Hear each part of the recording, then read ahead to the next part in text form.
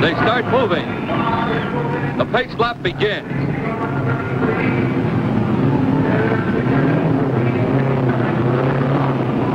If any of the 33 cars can't be started, 2 alternates are waiting for a chance to get in.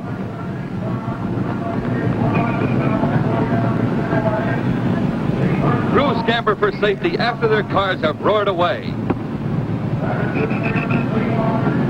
They head for the first turn. Here's some trouble. Sam Hank's car won't start. He's moving. He had to start before he crossed that white line. He's half a mile behind. A St. Louis grocer paid $30,000 for that car. The pace car leads them around the first turn. Is this the year for the Novi Specials? Duke Nalen in number 18 or Chet Miller in number 32? Experts say Lee Wallard in 99 or Maury Rose in 16 may beat them. Or it might be Mike Nazarick in 83, winning car of the previous year, or Johnny Parsons, last year's winner in number 3, or Tony Bettenhausen in number 5, or this year's 136-mile-an-hour qualifier, Walt Faulkner, in number 2.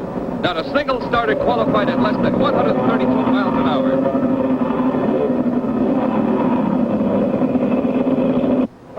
Down the long straightaway on the pace lap. And the race is on. A perfect start.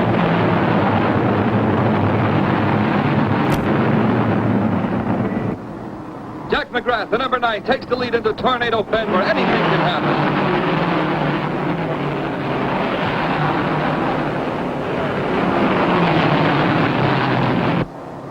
Lee Wallard is ahead before the first lap ends, doing just over 122 miles an hour. The day's first battle for the lead is on. It's still Wallard and McGrath. The rest are jockeying for positions according to their strategy. McGrath is trying desperately to overtake Wallard. They have increased their speed to more than 124 miles per hour. Behind the leader comes Troy Ruttman, Nazarick, Dwayne Turner, Cecil Green, Bettenhausen, Freddie Agabation, Faulkner, and Parsons. McGrath leads at the end of 3 laps and wins his first $100 lap prize. McGrath stays out in front through the 4th lap, but the 5th lap belongs to Wallard, who's doing almost 126 miles an hour. Cecil Green is 3rd, Walt Faulkner 4th.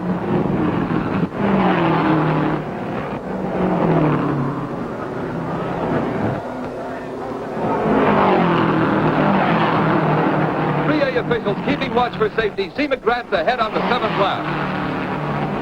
They use a 2-way phone system. Green is back in 3rd place, Faulkner 4th.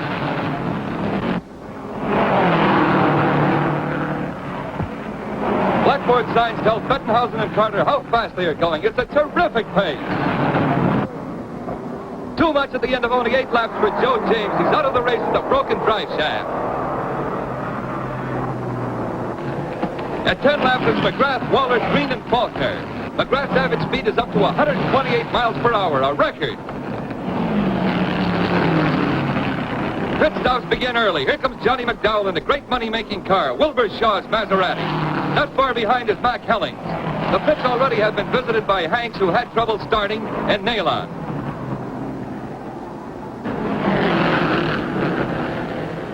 McDowell's gas tank is broken, so he's out of the race on his 14th lap.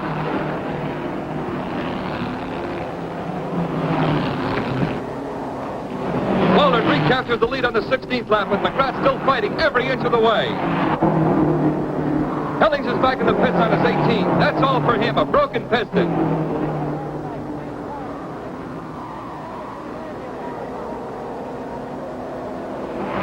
A tough moment for any driver, and off for the garage for another hopeful.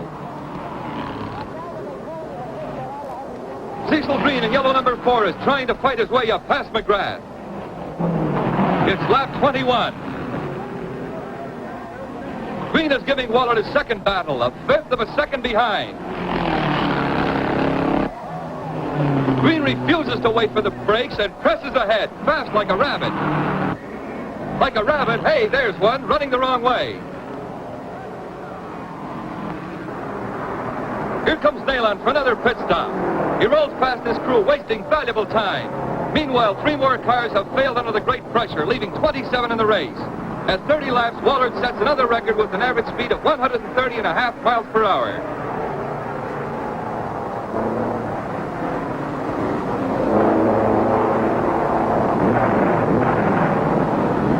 Here comes the other Novi special with Chet Miller at the wheel.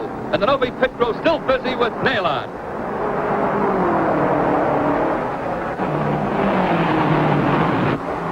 But Nail-On gets back in the race, now running several laps behind the leaders. Other pit crews around are alert, and here comes another car. It is Bettenhausen on his 42nd lap.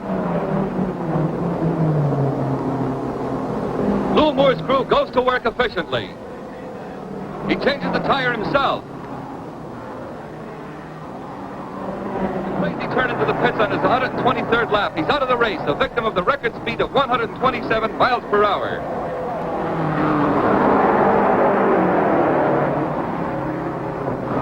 The Ever Alert 3A official sees something. Rose is skidding. The first car to flip.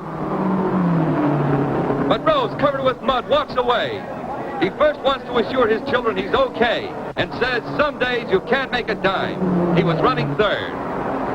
Walter leads by a lap. At 345 miles, Walter is averaging 125 miles per hour. Parsons was doing 124 when the 1950 race was rained out at that distance.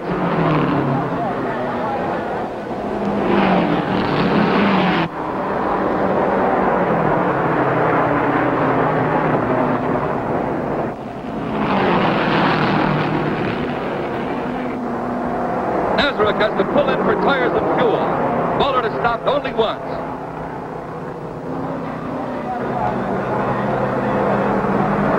Nazareth takes advantage of all of the 1 minute and 44 seconds he is in to make himself fit for the fight to finish with Waller. Nazareth is in his 147th lap. Waller is 2 laps ahead of him now.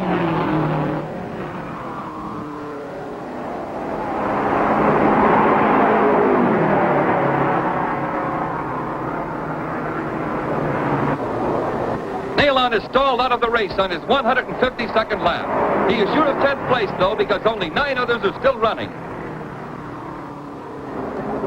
Another one is after Waller. Linden at number 57. Linden passes Waller. He's gaining a lap in the field. While Waller and Linden battle, Bettenhausen spins.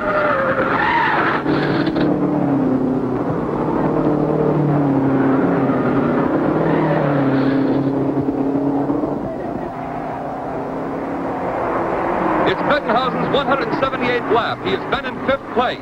Now he is assured of 9th place money because only 8 cars are left to finish the race. The pace has been too much for 25 starters. At 180 laps, 450 miles, Waller is pressing his little car without mercy to keep his 2-lap lead. Nazareth is next. The other 6 in the race are Ball, Aiulo, Banks, Linden, Forberg, and Carter. The average speed is still better than 126.5 miles per hour.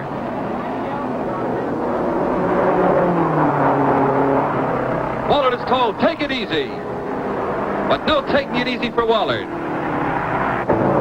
He has lost the shock absorber. His brakes are gone, too. It's dangerous driving, but Waller hangs on. Lap 199, 1 to go. Waller's pit crew gets excited as Waller goes around. He comes in for the checker flag and victory. Waller's crew hurries to the winner's circle. He drives 2 extra laps just in case the scorers made a mistake.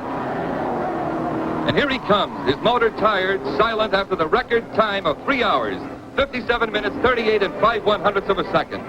Waller is the first to drive the 500 in less than 4 hours. His average speed has been a record 126.244 miles per hour. He's been trying 4 years for this. He wipes his face as he heads his brakeless car toward the winner's circle. Nazareth second and Aiulo third. Then came Linden, Banks, Ball, Forberg, and Carter. His car rolls into the winner's circle on the last of the power that sped it to victory and held it together through the grueling test. This has been the safest 500 in history. Not a single driver hurt, even though the speed was so great that a record number of 25 drivers failed to finish.